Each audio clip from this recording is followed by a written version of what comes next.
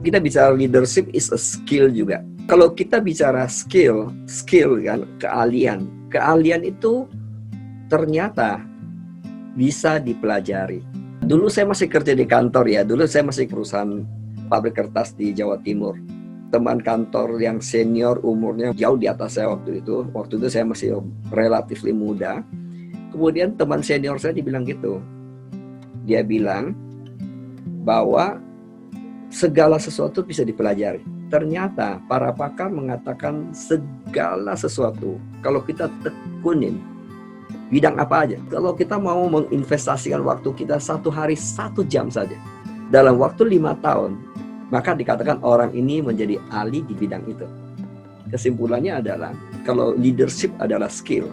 Kalau saya terlahir bukan seorang leader, contoh saya sendiri, saya tidak mengerti leadership sama sekali. Walaupun saya sempat di perusahaan gitu ya, saya tidak begitu banyak mengerti leadership. Jadi artinya saya punya leadership juga grow dengan waktu. Sampai sekarang pun saya tetap belajar tentang leadership, itu menarik. Jadi bisa dipelajari Lan. Jadi tetap perlu diasah. Asal orangnya bersedia untuk belajar. Hampir semua tindakan kita, atau boleh katakan mayoritas dari tindakan kita, berdasarkan data yang ada di kepala kita. Data ini dapat dari mana? Data ini dapat dari pembelajaran, entah itu pengalaman, kejadian, bisa juga melalui buku, bisa juga melalui film, bisa melalui CD, kaset.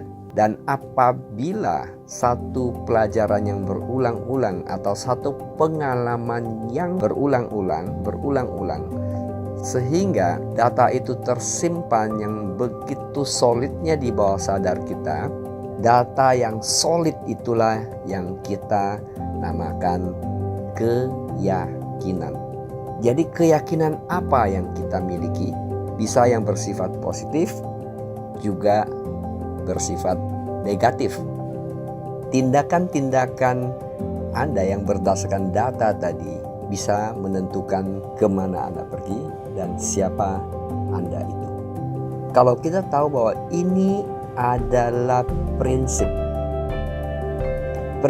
ini sudah teruji dan para saintis pun telah membuktikan bahwa otak kita memang merekam setiap kejadian. Di dalam otak kita ada neuron-neuron yang terkoneksi satu yang lain, itulah namanya pembelajaran. Dan data yang tersimpan di otak itu, itulah file kita. Di sini letaknya bahwa kenapa hati-hati apa yang kita lihat, apa yang kita dengar, dan pengalaman, karena itulah menjadi pembelajaran oleh otak kita. Dan menarik, kalau kita juga tahu bahwa setiap pengalaman yang kita alami akan tersimpan sebagai data. Tadi saya bilang kalau pengulangan yang kesekian kali bisa menjadi satu keyakinan. Nah, menarik bukan? Dan ini letak jawaban kenapa banyak orang tidak mencapai goal atau impian mereka. Kenapa? Karena untuk mencapai goal dan impian ada prosesnya. Pada saat proses tidak selalu mulus. Dalam proses selalu ada masalah atau kita bilang tantangan. Dan ingat, otak kita merekam semua proses itu. Saya sangat respect kepada dreamers, khususnya mereka never give up dan mencapai impian mereka, karena saya tahu persis banyak harga yang telah mereka bayar. Walaupun pada saat kita menulis impian kita itu gratis, tapi perjalanannya tidak. Ada harga yang harus dibayar.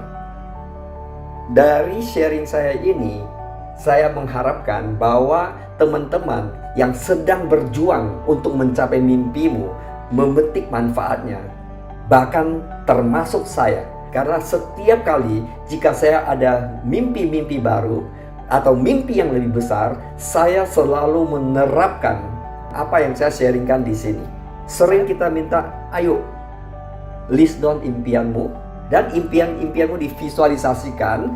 Dan biasanya kita gunting gambar-gambar rumah lah, mobil lah, perjalanan ke luar negeri, atau pencapaian-pencapaian di hal-hal yang lain di bidang sosial, kontribusi, spiritual, dan aspek-aspek yang lain. Dan kita tempel di dream board kita. Aktivitas itu sangat menyenangkan.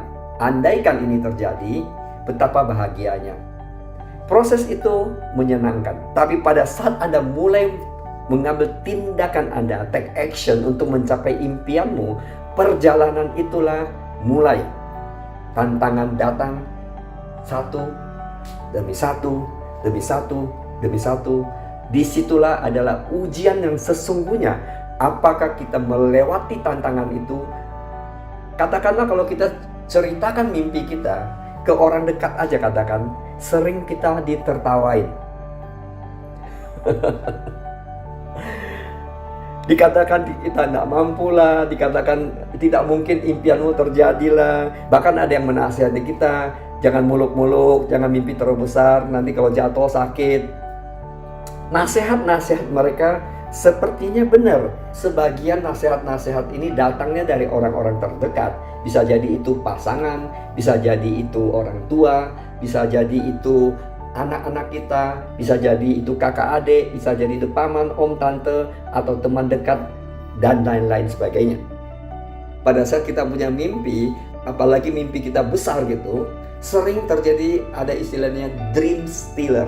Misalkan saja pada saat kita bersemangat, ceritakan pada mereka, mereka sebaliknya mengatakan gak mungkin, bahkan bilang udahlah, gak usah capek-capek, hidup semua sementara, hidup itu pendek, kenapa mesti ngoyo, kenapa mesti ngotot, mari kita santai saja, mari pergi nonton aja, ayo karaoke, ayo diskotik, ayo ini, ayo itu. Dan hati-hati, dan jangan sampai ini orang-orang tersebut akan menjadi dream stealer kita. Saya sadar banget saya datang dari mana, dan saya diproses seperti apa saya tahu. Dan pasti banyak orang punya background seperti saya, banyak. Tapi bagaimana mereka bangkit gitu? Banyak yang bisa bangkit karena mereka tertutupi oleh circumstances, yang keyakinan-keyakinan yang mereka dari orang tua mereka, dari lingkungan mereka yang begitu banyaknya gitu, sehingga banyak potensinya mati di dunia ini. Dan orang seperti saya banyak yang mati, belum bangkit sudah mati, banyak. Karena saya belajar bahwa saya bertumbuh gitu ya, mulai dari proses yang tadi saya bilang, sebenarnya Tuhan lagi, orang tua lah, istilah yang tadi saya ilustrasi adalah papa didik anaknya, disiplinkan. Dan saya sering didisiplinkan, begitu seringnya, dengan cara saya dijatuhkan. Itu sebenarnya saya sampai suatu titik saya sadar bahwa itu adalah saya dididik, diajari papa gitu istilahnya, orang tua lagi ajarin saya. Sehingga di satu titik tertentu saya sudah belajar taat. Masih ingat gak di film Terbang Saya Angkat Tangan itu? Itu pertama kali saya benar pasrah pada Tuhan. I mean it. Saya belajar taat. Saya gak mau lawan lagi. Saya gak mau dengan kepintaran saya sendiri. Dan saya ngerti sejak itu perubahan hidup saya drastis nih. Dan kemudian saya belajar gitu ya. Saya belajar begitu banyak. Ya dari buku, dari seminar saya hadir gitu banyak. Saya haus gitu. Saya orangnya haus belajar. Saya tiada hari tanpa belajar. Saya diproses begitu panjang 20 tahun nih. Kemudian saya pikir ya, yang saya ngerti, yang saya tahu di sini, kalau saya bawa mati, saya egois. Saya mau bagikan nih. Sebelum Tuhan panggil saya akan bagikan terus. Sampai kapanpun. Saya juga nggak perlu pengakuan. Saya juga nggak perlu stempel dari orang. Saya tahu exactly what I'm doing.